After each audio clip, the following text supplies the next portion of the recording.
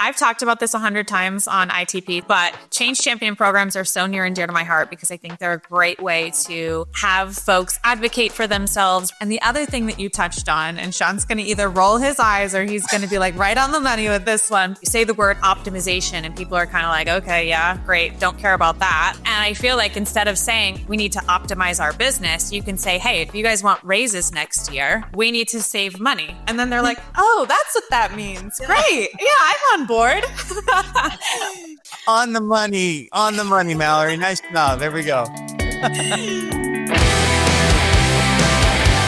This episode of Inside the Process is powered by Trainual, the one app that organizes who does what and how. Check it out at trainual.com. Well, what is up, everybody? Welcome to another episode of Inside the Process, where we sit down with some of the brightest minds in business to dig into all of their process secrets and best practices to help you continuously improve and level up the work you're doing. I'm Mallory, a 10-year systems and ops veteran turned marketer, and I'm here with Shawn, the super awesome training and dev guy, better known around here as Mentor Shawn. And Shawn, oh my goodness, this is your farewell episode. I'm so sad about this. It is my farewell. Yeah, it's been an awesome run. Had a great time with you, Mallory, and looking forward to all the future amazing episodes of Inside the Process next season. So thank you for that. Appreciate it. And I am just super pumped that my last episode gets to be the one where I get to introduce and welcome today's guest, Paula Durham. So Paula has a real knack for transforming how creative businesses operate, building high-performing teams that actually get stuff done while still pushing creative boundaries. She's a pro at cutting through complex processes, spotting what works and also what doesn't, and reshaping it all so that things just click.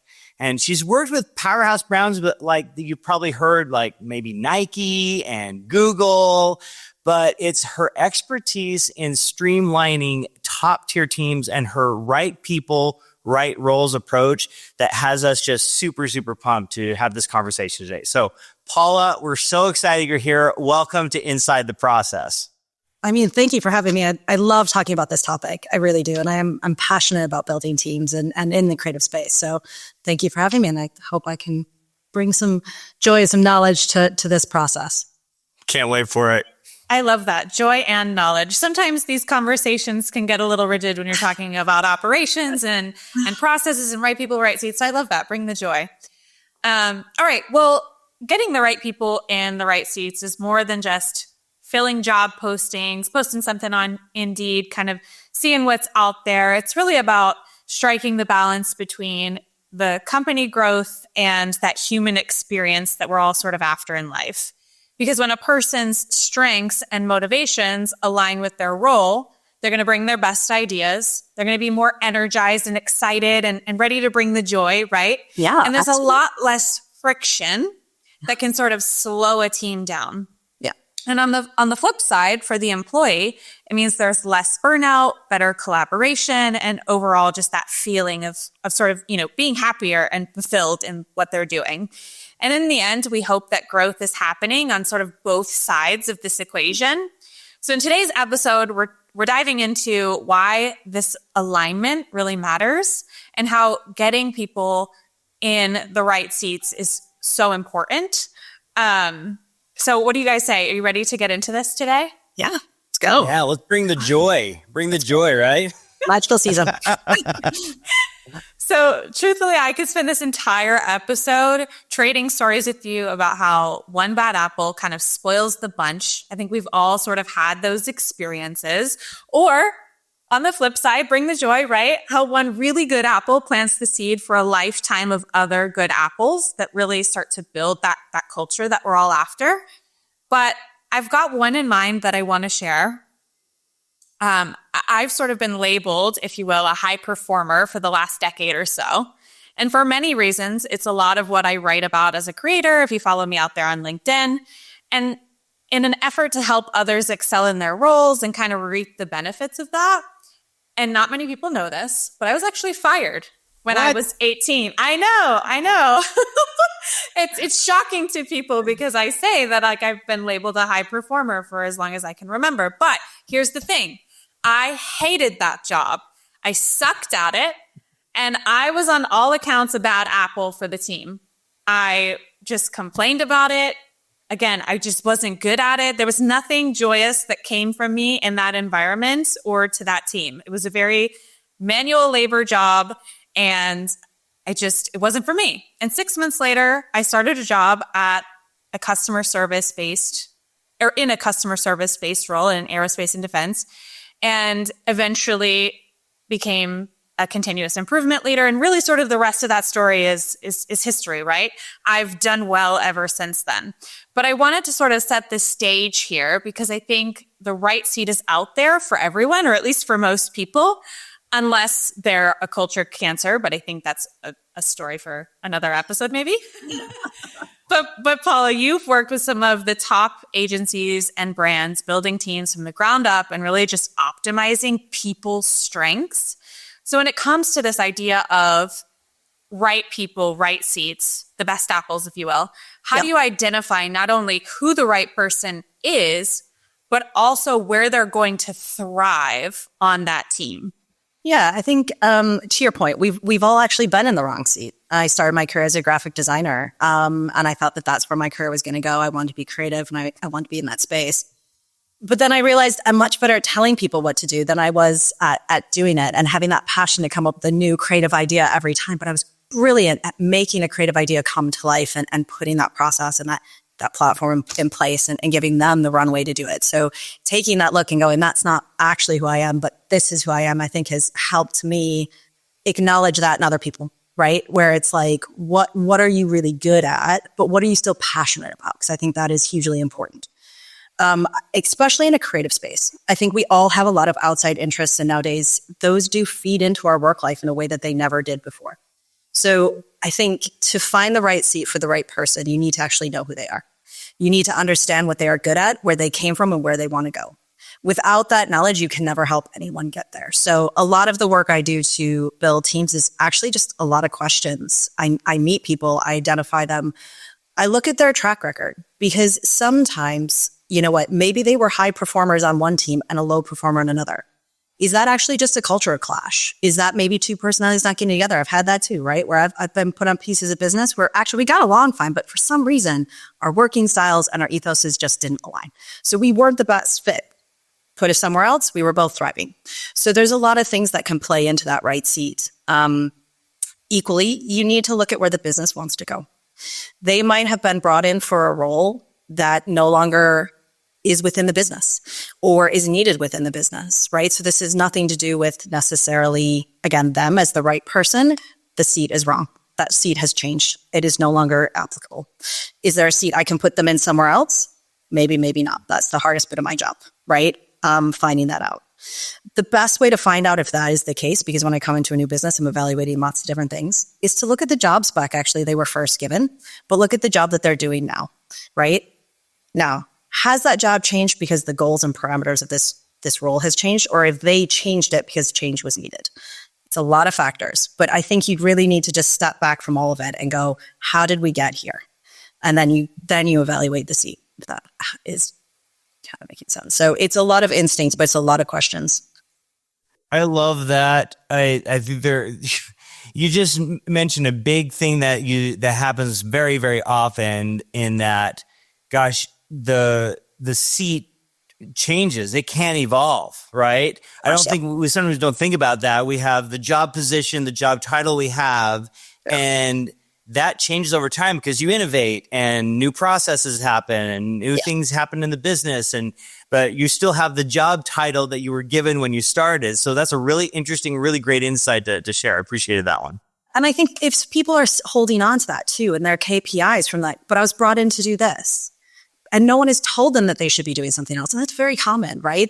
We make this assumption that we all have the same level of knowledge base in our businesses, where it's not true, right? The level of communications I get from my bosses that I may or may not communicate down for lots of reasons, there's factors there, right? So sometimes it's that chain of communication that has been a failure to them, and giving them the opportunity to reset that goal. And I think one task I really love, if I can see a spark in somebody, is say, I know what your job spec was. Why don't you write what you think it is now?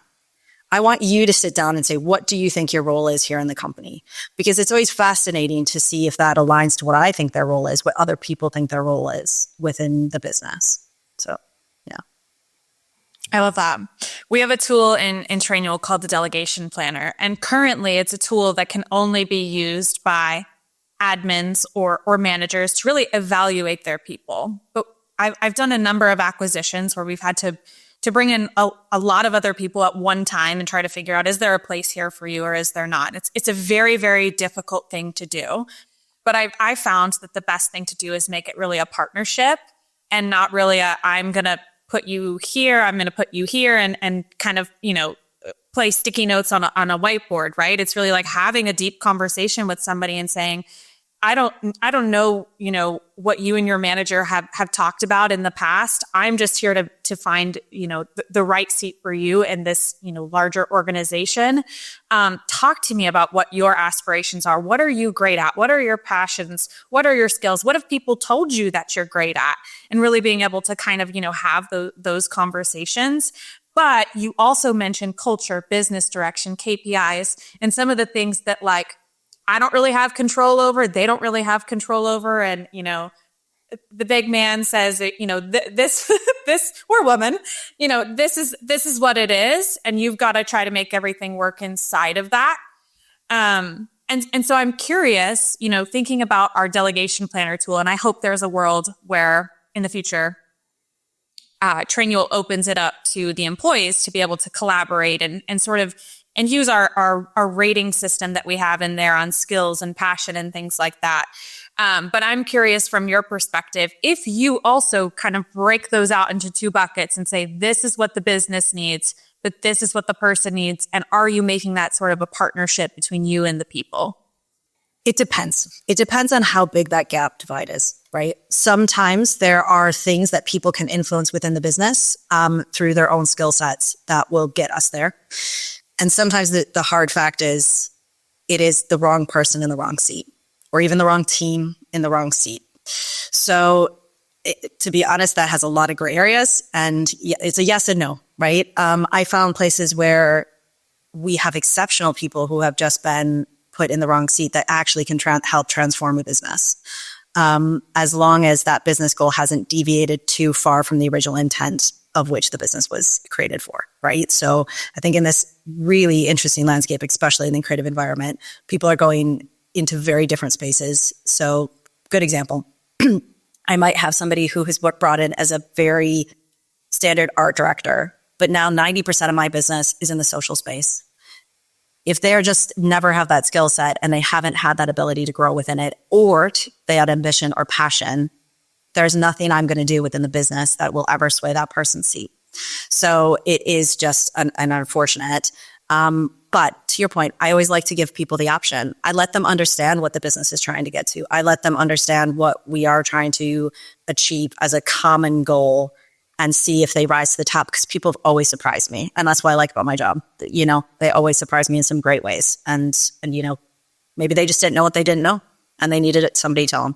So, yeah. I think that's a really good transition into my next question here, because I think I always knew that I was in the wrong seat from the start in that story I shared. And it was just kind of like, how long am I going to ride this out sort of thinking, right? Yeah. Is this something that you typically have to help people see? Or Yes. are there ways that you can get them to kind of see it for themselves and self-select out? Like, talk to us about your approach when someone's just clearly in the wrong seat. Yeah. I mean, sometimes yes, and sometimes no, right? So I think to your point, having a human touch and taking them on that journey. And I think being honest with people and having a little bit care, but directness. So as we're going through the process, I very much, do talk about their passions, but their dislikes.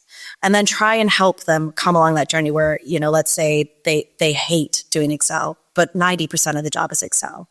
And you're like, having the conversation of how enjoyable are you in this position? Because there's nothing I'm going to change about the fact that that is a huge part of your role. I will always expect that to be a part of your role. Do you get job satisfaction out of that? Because I know people who do, and I know you don't, but other people love it. But what part do you love, right? And just trying to take them on their own journey. Because sometimes I think we can all be, I can be resilient, but also stubborn. So maybe I'm not seeing something too. My bosses have had to do that with me as well, where you're like, this is something that, is a part of your job. Are you either going to embrace it and understand the joy of that gets you to the better bit? Or is this maybe not where you want to be or be going, right? Lower down in your career, you're making those decisions all the time. It's harder when you get more senior with people that they've been doing it for a long time, but it's slowly creeped into things that they don't enjoy. Those are usually the hardest people to help them understand that now they're in the wrong seat. Do you feel like people always have to have job satisfaction with all of the tasks that they do? Or do you feel like people can love 90% of what they do and say, you know what, I'm not in love with this other 10%, but I'm going to do it because I really love the rest of what I do? I constantly tell people that there are aspects of my job I do not enjoy. I don't, but I love the rest of it. And that's just life, right? Like, I love my house, but I don't like cleaning the bathrooms. Like, do you know what I mean? But I like a clean bathroom. So it's like, that is just life. So I think, making them understand that no matter where you get or no matter how senior you get, there's always going to be an aspect of things that, you might not really love. Especially, now that's just life in general. So yeah, definitely. Do you think it's sort of like easy to see when people are in the wrong seat, or do you think those moments can sometimes sort of cloud your judgment in terms of figuring it out? I think it's something I've learned through my career, and now I feel very good at doing. But I think it does come more naturally to some than others, in the same way that management and just people come more naturally to others, right? So I think quite often the most wrong seats, actually, this is a good point, I see is people who have excelled in their careers and are very good at a task. So they've been promoted. But when they've been promoted, what people haven't taken into consideration are they good with people? Will they be a good people manager? Will they be able to delegate? Will they be able to understand that they're going to get farther and farther away from the core thing that they're actually incredible at, to do something else? And is that going to give them job satisfaction, or actually will everyone underneath them fall down? So that is something that I think, as most businesses, we really need to consider. Like, is this just because they have the right skill and specialism, should they be people managers? Because that's a very different skill. Yeah. So something you said a few minutes ago really struck me in terms of, again, Mallory, your question, can someone like most of what they do? I'm thinking about those things that you maybe don't like, the things you suck at, right? And that presents great opportunity for development. I think if most of your job is something you don't like, then you're coming from way behind to try to catch up on that. But if there are a few things that you're not that great at, or you don't really enjoy that much, there are opportunities there for developing and getting better at those things. And that may be something that, management should clue into for that particular individual. So something I was thinking on that in terms of learning and developing those skills even further. And actually, I think that's a really good point. I sometimes love to understand why someone hates like that or doesn't enjoy that bit of their job. So for me, like I had learning disabilities. I couldn't like spell or read and all of that until probably about 7 or 8, so like long form writing, not my strong suit. And that's all rooted in that, right? So how can I give myself the skills or tools to get away from that? Because that's not part of my job, right? I write decks all the time. I have to send really comprehensive emails to people that are incredibly clear. And it was my own hang up, and it's a skill then I had to build. And I think nowadays we can usually give people a tool or some kind of training that can help maybe get away from that fear, that is holding them back. So, trying to once again get that personal touch to say, and I try and use my own personal stories like this to help people understand that we all have something that we are conscious of or feel like we're behind on with our peers or even with people below us. And, so if they can open up a bit more, I can help them more, is the reality. Yeah. I used to work in education, and one of the things that we're very keen on when you've got different types of learners, different students, different learning preferences, is that when we give a task to complete, we want to provide as many options for how they can complete that task as possible. That way they can choose one that works along the lines of how they like to learn, right? That can translate very, very well. I love what you were just saying, because you think about asking someone who may not be performing so well in a particular area of their responsibilities, there's definitely ways to innovate in that, right? There's different ways to accomplish, not just one way to accomplish a task. So giving that opportunity and that breadth and development time to figure out what those different options could potentially be would maybe help someone turn that corner from, oh, I really hate this, to actually, this is not so bad. This is kind of cool this way, right? Yeah, like it's absolutely. And, I used to hate having to write presentations, but now I enjoy them and I enjoy giving them, right? Like, and talking to people and all of that. So to your point, by finding new ways for myself, it's really helped. And I think it's really important that we do look at the fact that we all learn differently and we all take in information differently. I think trying to make workspaces for, neurodivergent and people who have some kind of difficulties is incredibly important. And even in, say, like a meeting, right? If someone doesn't feel, especially in creative spaces, you have lots of people who feel very shy. Giving them space outside of that meeting to maybe actually give some input and understanding that is really important too. That's a great call out. I think that's where passion of this whole equation kind of comes into play. If someone's really passionate and has the drive, like I'll definitely let them fail a couple of times while they're trying to figure it out, versus somebody who just completely lacks passion, doesn't bring joy to the team, is just so over it and doesn't care to try. Then it really doesn't matter. Like, I would rather take the person that wants to fail a bunch and be super passionate and joyful about it. Absolutely. And I think, the path to success is not linear. It hasn't been for myself. It's not going to be for them. Right. So I think that's really important, that the tools that we're giving them in this space to do it. But to your point, if they're doing everything they can and they are making progress, then how can we continue to enable that progress is important. But sometimes, unfortunately, it is just the wrong seat. And no amount of trying is going to get them there. Now, when I have those conversations, I do try and maybe point them in the right direction, right? If I can, if I know that, like, you're not a project manager, actually you're kind of a creative. Here would be 5 steps I would take to go in that direction. Do you know what I mean? Yeah. If you can. Yeah. Yeah. I love that. I'm thinking about so identifying, spotting those inefficiencies. And now I'm a big geek. I love tools and all kinds of things that help make work easier. So I'm curious to see if there are any tools that you recommend using, that you use yourselves, that can help you spot those inefficiencies. We talked about the delegation planner and Trainio, which is a great tool. Yes. We're able to, I was able to identify all of our success coaches. We're actually on our team a group of 3 people who have been success coaches for many years now, but our jobs have evolved enormously and we've had these specializations. So that has helped us to identify what our specializations are, what responsibilities. Maybe should we move off to someone else because they're going to be better at that specific responsibility. So I'm curious to hear a little more about what tools you have used and that you recommend others use to do that. Yeah, I guess it just depends on the size of the corporation or environment I'm working on, because every tool is only as good as the data you have put into it, right? So if it's a small team, even just a well-built Excel with some, mapping of resources and things like that, and really good scopes of work that then identified back to that data. You can build those really easily. Smartsheets is amazing for that, right? And you can get some really good analytical data off of that. To everything to 10,000 feet to we're working in Workfront, right? So, but those are for massive corporations. Now, what I find through this kind of resource mapping is not only whether or not, obviously, people are tracking to a time to an estimate. So you can either find out if one person in that estimate bucket, isn't estimating well, or if actually that person's not performing to the rest of the standard that everyone else is, right? So what I mean by that is, let's say I have estimated 5 hours for a designer. I'm giving it to them and they're taking 10. Nothing in that estimate has changed. Nothing in the scope has changed. Nothing in the brief has changed. They're always taking twice as long. Obviously, we have an issue, right? So those kind of things can slowly kind of float to the surface.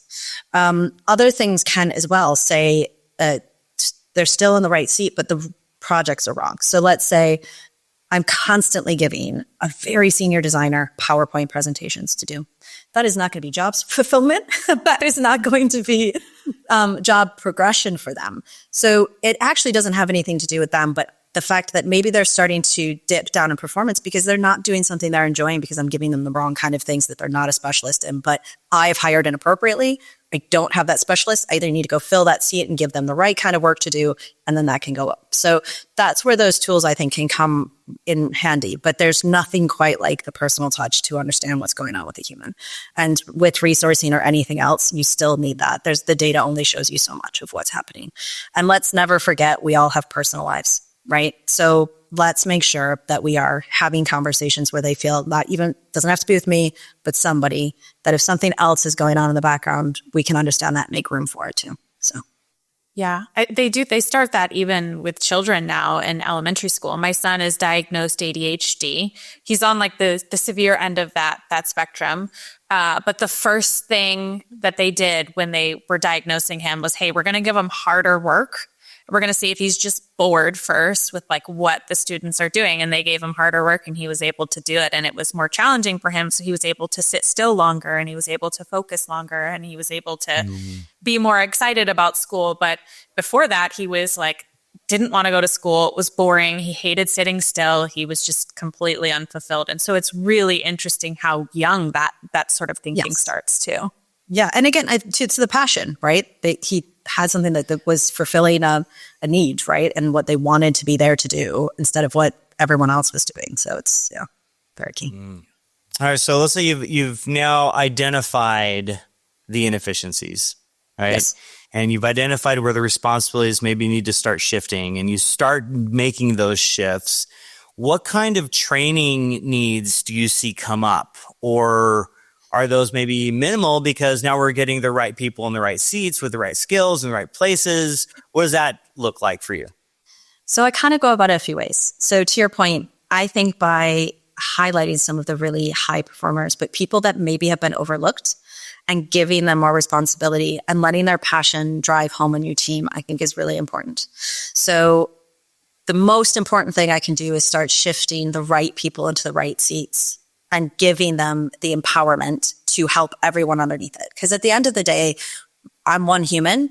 And if I'm trying to inform on an entire ecosystem, I need champions of certain things to help bring people along that journey. And there's nothing more effective, to Mallory's point, is passionate people that like talking about what they're passionate about, right? So, and just bringing that energy all the time. So that is the most effective thing I can ever do.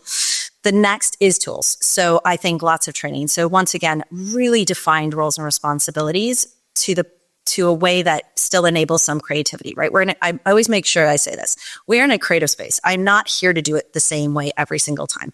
I'm here to give you a baseline of excellence that we will hit, and there's some certain benchmarks we need.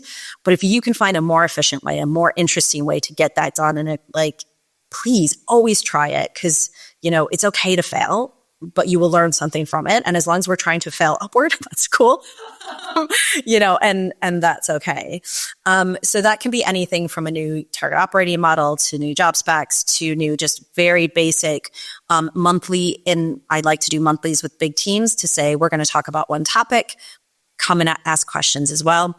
I then really like to open that up to specialists or people within my department to give them some personal growth, to say, come and talk to me about a project that went really, really well and what you learned from it, but also what kind of didn't go so well, but what you learned from it too. So I think having more forums where people can interact with each other and feel a collective goal is hugely important, because without a collective goal, I think we all get a little lost in it. So, and again, that comes back to those leaders who will help kind of bridge that, and letting them tell me what they need. In those monthlies, I always ask that people send me a note of what they would like to learn next. And then I go away and I find an expert, or if I have the knowledge, I'll bring it up. Or sometimes I'm like, well, are you the expert? Did you want to tell me? Because sometimes that's great too. And they're like, I do. And thank you. And you're like, then get up here and do it as well. So, yeah. I really love the intentional approach to transition with the skill changes and sometimes role changes. And, people are so good with change, right? Right, Mallory? I love change, right? So, I love hearing these strategies and this intentional approach to, when we are going to make these role changes, we need to make this a slow up transition. I love the monthlies. I love the, one-on-ones and, hey, how we doing? How are we doing on this task? Let's kind of refocus and move forward. And that's a great way to make these transitions from when we're making these shifts in responsibilities and roles. So I'm curious to see if there's anything else you'd suggest there, that if I'm a business leader and I know that these changes need to happen, how can I make that a smoother process for my team members? Yeah, I think it's really hard. There's always communication, right? Is a thing that I think we can all struggle on when it comes in a large organization, because there's sometimes only so much your employees can know, right? And so I think it's trying to be as transparent as you can without basically freaking anyone out, right? Because I think you need to be really nuanced about the language. To your point, you say change, they hear redundancies. Like you say, we're got to optimize, they hear redundancies. Right.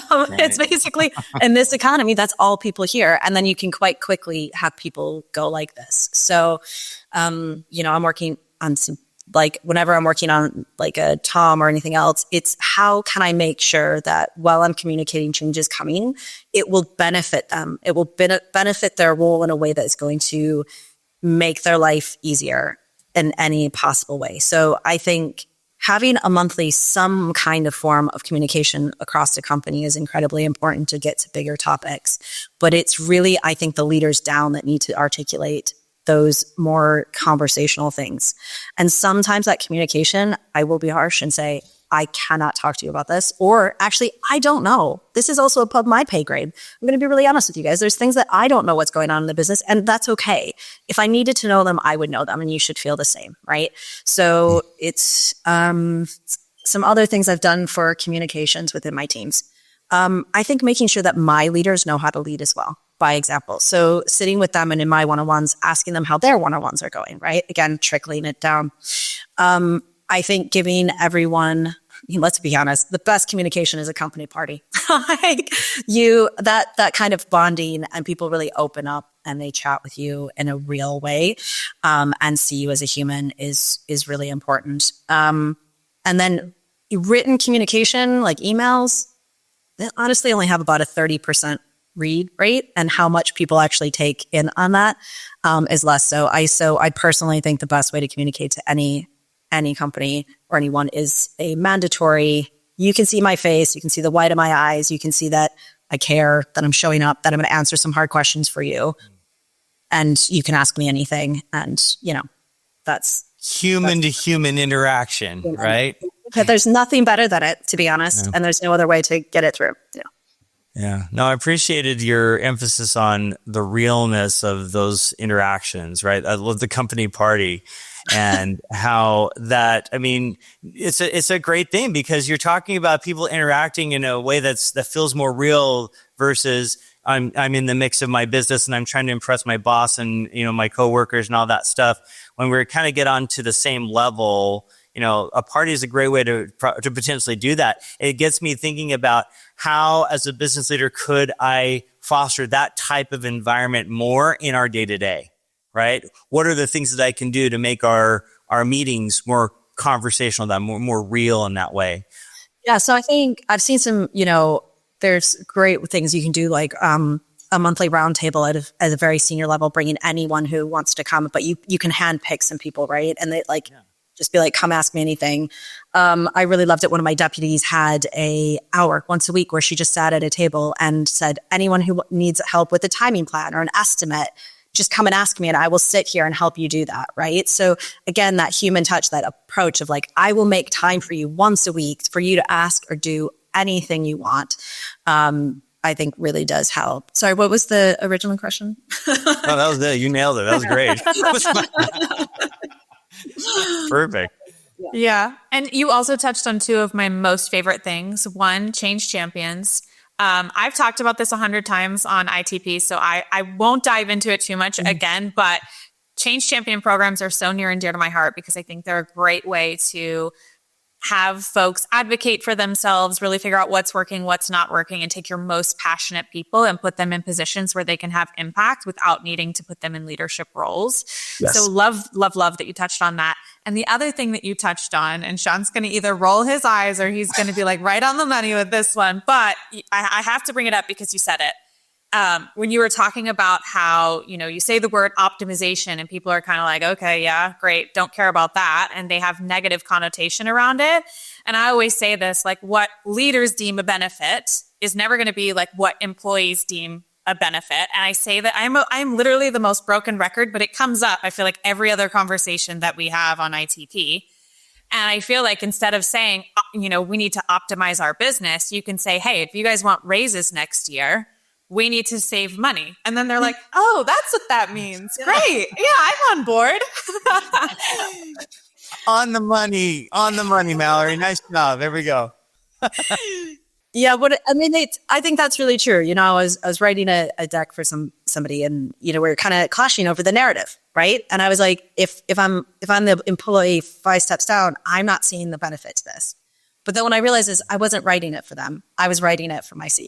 And you're like, yeah, fine. That language entirely changes then. Whoever that audience is, my language will change because to your point, people are motivated in very different ways. The CEO sees profits and optimization and all the rest, or an employee is like, how does that profit actually benefit me? Is that, like, what are we talking about? So, I think people, they love praise.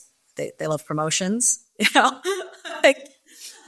they love an opportunity. So it's like just finding out which one of those is actually the one that they want the most, and that you can really motivate people through that, right? So, yeah. and sometimes literally standing up and saying, does everyone know this person did an amazing job? Did you see what they did? Like that can mean the world to people. It means the world to me when people do it. So why wouldn't it for them, Yeah. And I think there's maybe a fourth thing there too, which is high performers want to know they're making an impact. Yes. They want to know, how they're making an impact, not just on the business, but the larger picture, and even maybe customers, personalized, and being able to say, hey, you helped this one customer and this was a result of that, I think can go a really long way for people too. Yeah. And I think, you kind of spoke about, putting these kind of high performers in the right position. I think the one thing businesses get wrong is putting them there and then leaving them alone and backing out of the room. And that is how people fall.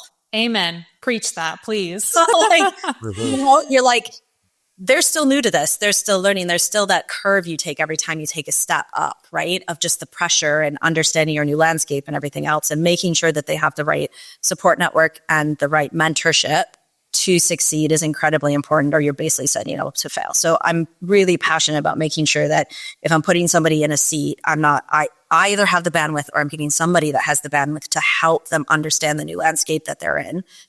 Even if it's just a weekly one-on-one to say, what do you need to know? How can I help? Do you want to go have a coffee? We all need a platform to talk to another human being about the things that are stressing us out at every level. So I think remembering that for our teams as well is really important. Yeah. And sometimes with high performers, I know I do this to myself, especially going from 10 years in operations and then wanting to perform at that same level in this new marketing role.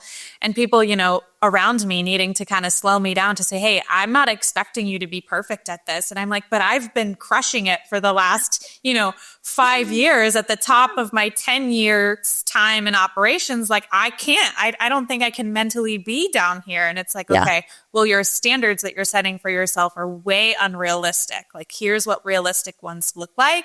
And by the way, this bar is still incredibly high that I'm giving you.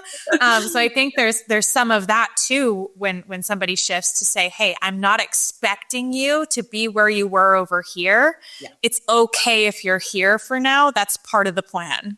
Yes, exactly. And I think, that's why when you hire, you don't hire someone with 100% of the skill set, right?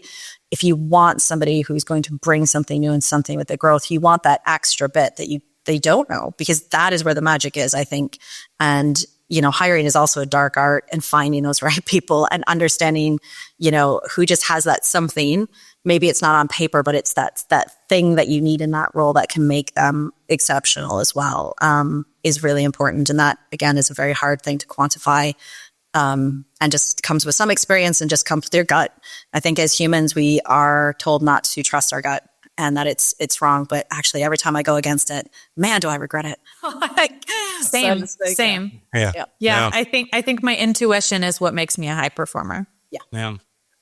One thing I want to call out, because you said it a couple times in our conversation here, it is one of the most important skills that anyone can learn, regardless of what they're doing in life, whether they're a manager, they're, just a regular employee, to anything in life, is being audience centered in your communication.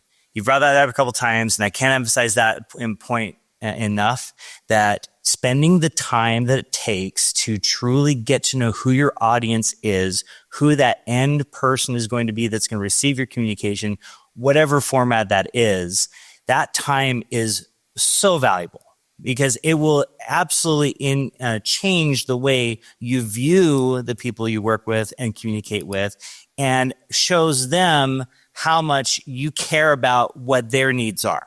Yeah. And that creates a human connection that you cannot get in any other way.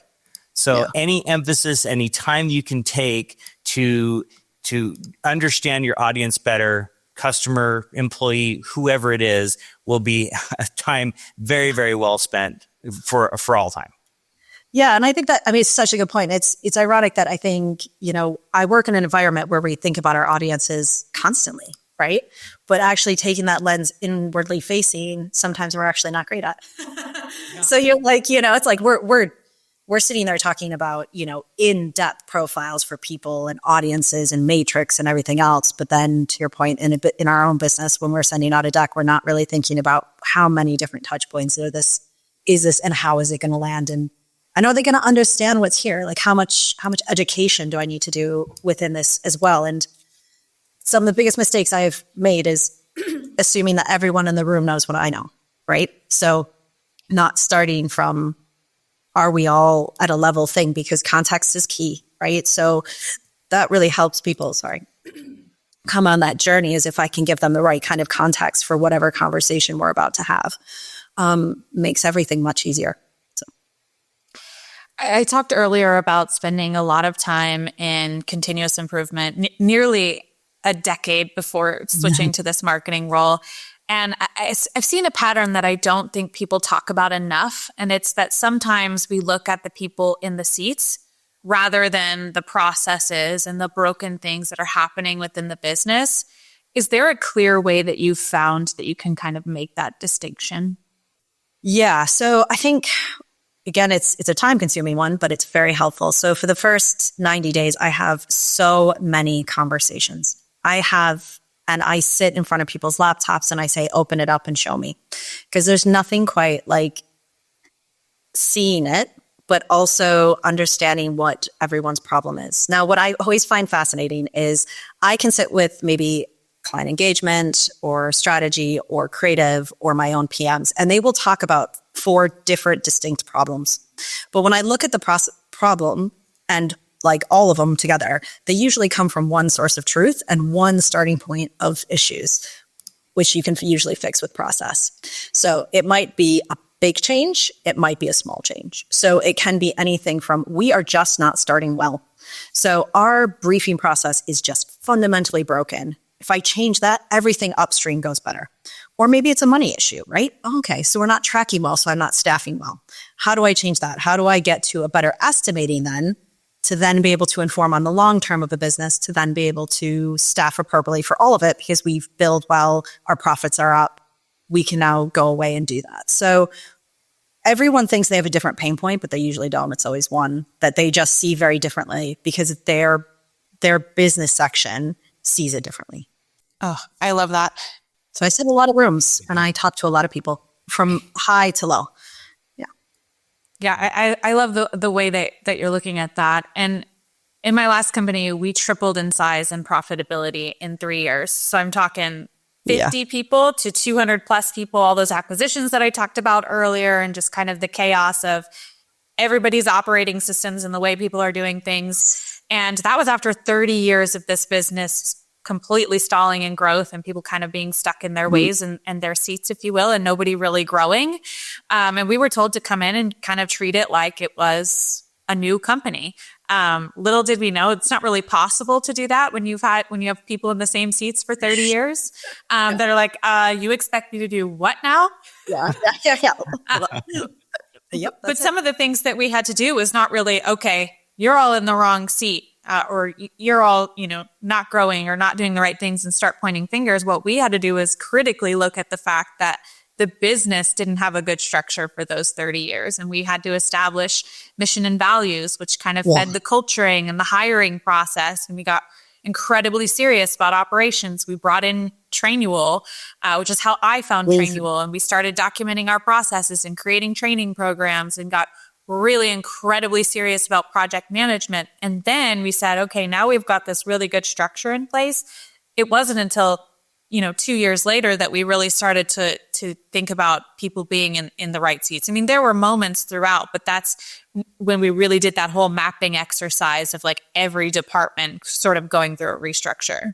Well, I think that's actually a really good point, right? Like at the end of the day, change needs to come in waves. Otherwise, you could break what is working. So I think looking at that map of succession and change is really important. So do I make the decision that I change the people? Is that more important? Or do I change the process? I cannot do this, like all of it at once. I might be able to do some of it at the same time, but looking at that change management and how I'm going to roll that out and the kind of effects it can have to the business. Because ultimately, especially in a creative environment, somebody might actually be very crucial to a client, even though maybe they're not performing. So what are the repercussions if I take that person out to our clients, right? Well, how unsettled will that be? So you kind of have to weigh those things up as you go. And, I've definitely been there where you're like, the process needs to change, but first, is it the people or the process or, and just taking an org structure and saying, I know that it looks like this, but actually putting everyone in front of a whiteboard and go, forget it. If it didn't exist, what should this business look like? And that is incredibly powerful. And then you start putting names to seats, right? Because you're like, we're looking at this the wrong way. It's so structured in a way that is inefficient that let's actually just look what great would look like. And then let's see if we have the right people and not vice versa. So it kind of just depends on where you're at in that journey. But that's also a very illuminating exercise, let's say. Yeah, we did the same thing. We called it the wave your magic wand, right? Like if you could wave your wand and really like not think about the people at all, just the way you would, if you owned it and it was your money and it was your time invested in this business, how would you map everything out and, people aside? And it was just a really good exercise for people because then we would start to be like, well, why can't we do it this way?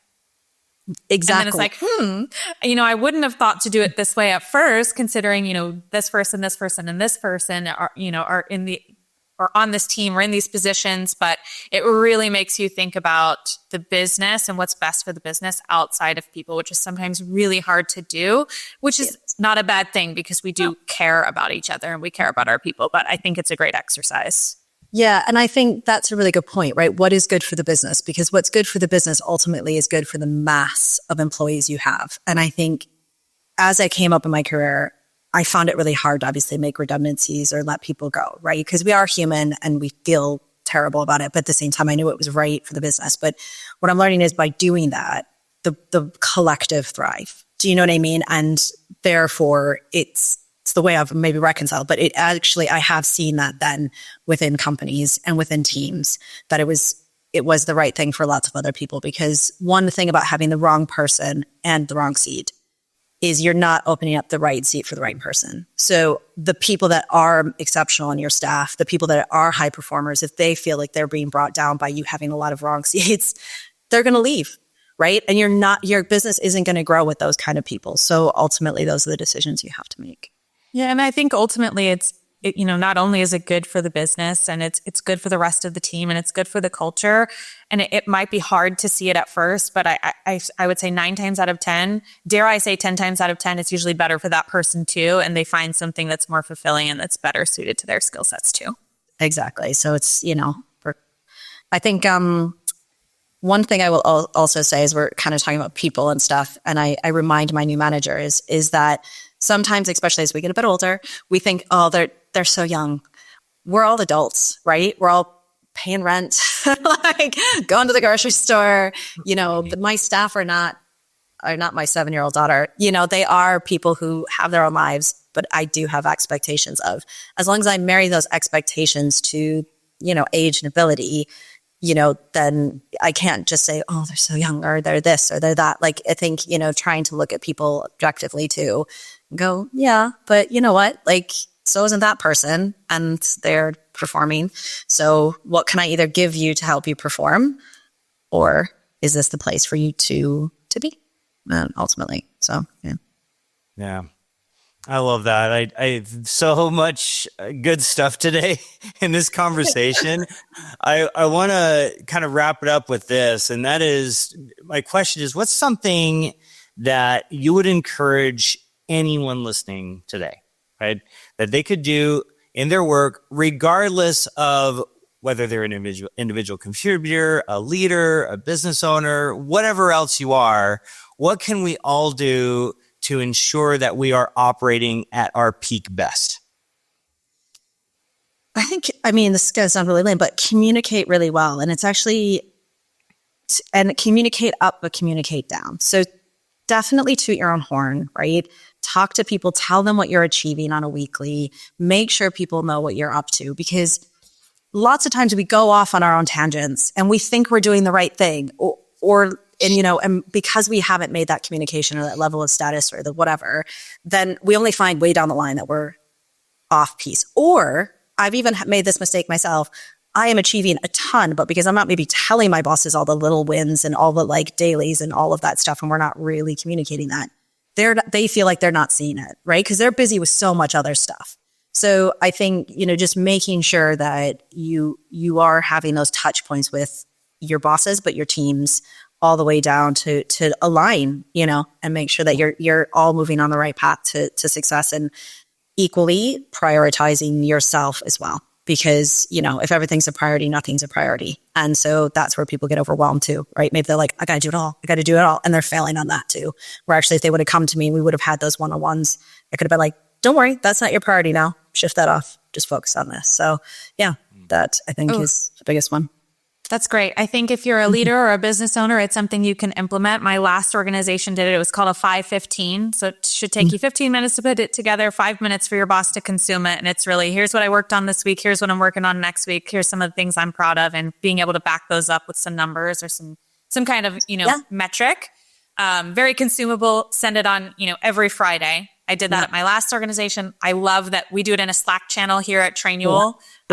You can see everybody's, which is kind of nice. My last organization, we just sent it to our leader.